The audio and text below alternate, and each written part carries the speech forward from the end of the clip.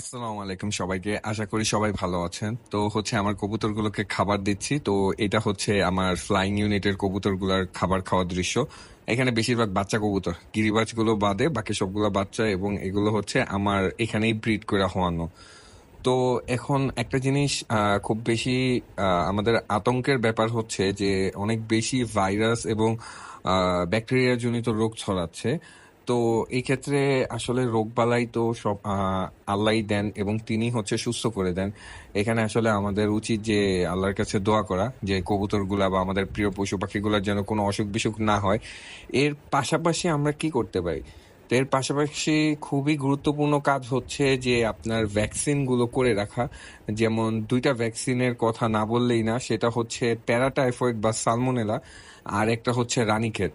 এই দুইটা ভ্যাকসিন আগে থেকে করায় রাখলে রোগ যে হয় না তেমনটা না, রোগ হয় অনেক সময়, ভাইরাসটা ছড়ায় গেলে, ব্যাকটেরিয়া ছড়ায় গেলে রোগটা হয়, কিন্তু সেটা খুব তীব্র মাত্রায় ছড়াইতে পারে না, এবং আমরা যদি অ্যান্টিবায়োটিক ব্যবহার করি খুব দ্রুত ঠিক হয়ে যায়।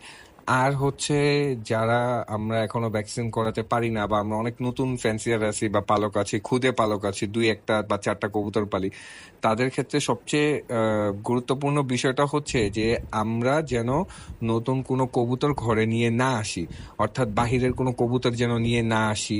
আর আমরা যদি একদমই নতুন হই, তাহলে কবুতরগুলোকে না ছাড়াটাই বেটার হবে, অর্থাৎ না উড়ানোটাই ভালো। 2 মাস 1 মাস আটকে রাখি, যেহেতু ওয়েদারটা চেঞ্জ হচ্ছে। আর আমরা যারা নতুনরা আছি তারা কিছু কিছু প্রিকশন ফলো করতে পারেন, যেমন হচ্ছে রসুন খাওয়ানোর, বা রসুন আর আদা আপনার বেটে বা হচ্ছে একটু ছেঁচা দিয়ে একটু পানিতে ভিজিয়ে রাখলেন, সেই পানিগুলো কবুতরকে খেতে দিলেন। তো রসুন কিন্তু ন্যাচারাল অ্যান্টিবায়োটিক হিসেবে কাজ করে, অনেক ব্যাকটেরিয়া মারতে সাহায্য করে। তো আপনারা এটা ব্যবহার করতে পারেন, তুলসী পাতার পানি দিতে পারেন। আর এইভাবে আর কি। আর মেইন কথা হচ্ছে যে আমরা যেন এখন নতুন কোনো কবুতর বা পাখি যেন বাসায় নিয়ে না আসি, এবং আমাদের কবুতরগুলোকে পরিষ্কার পরিচ্ছন্ন খাবার দেই এবং পানি দেই।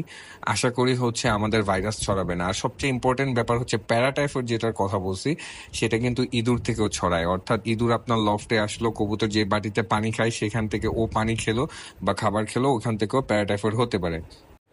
তো ভিডিওটা অনেক লম্বা হয়ে গেল। আমি আর কি বলার চেষ্টা করলাম যে আমরা নতুনরা কিভাবে কি করতে পারি, না কি করা যায়, অথবা কোনটা করা উচিত নয়। আর যেহেতু অনেক গরম পড়ছে, সেহেতু আমাদের একটু সচেতনতা অবলম্বন করা উচিত। যেমন ক্রিমির কোর্স কেউ করাতে চাইলে একটু সাবধানতা অবলম্বন করবেন, কারণ অনেক সময় স্ট্রোক করতে পারে, প্যারালাইসিস হয়ে যেতে পারে, পার্মানেন্ট ড্যামেজ, যেমন ঘাড়ের নার্ভাস সিস্টেমটা ড্যামেজ হয়ে গিয়ে তার ঘাড় বাঁকা হয়ে যেতে পারে, এটা পার্মানেন্ট হয়ে যেতে পারে। আর ওই মরিচ খাওয়ায় বা ওইটা খাওয়ায় ট্রিটমেন্ট করলে কতটা ঠিক হয় আমি জানি না, তবে এগুলো পার্মানেন্ট ড্যামেজ থেকেই যায় প্রায়, হয়তো কিছুটা ঠিক হয়, ঘাড় হয়তো সোজা হয়। তো আমরা ওগুলো না করি। আর হচ্ছে আমরা যদি ভিটামিনস দিতে চাই তাহলে ভালো কোম্পানির ভিটামিনগুলো কবুতরকে দেওয়ার চেষ্টা করব। আর হচ্ছে অতিরিক্ত ভিটামিন দেওয়া কবুতরের জন্য ঠিক নাই, গরমের ভিতর পেট খারাপ হওয়ার সম্ভাবনা থাকে। তো আশা করি হচ্ছে আমি আপনাদেরকে কিছু বুঝাইতে পারছি। আর হচ্ছে আপনারা চেষ্টা করবেন যে নিয়মগুলো ফলো করার জন্য। আশা করি আমাদেরকে আল্লাহ বড় বিপদ থেকে বাঁচাবে। এবং সবাইকে ভিডিওটা দেখার জন্য ধন্যবাদ। আল্লাহ হাফেজ।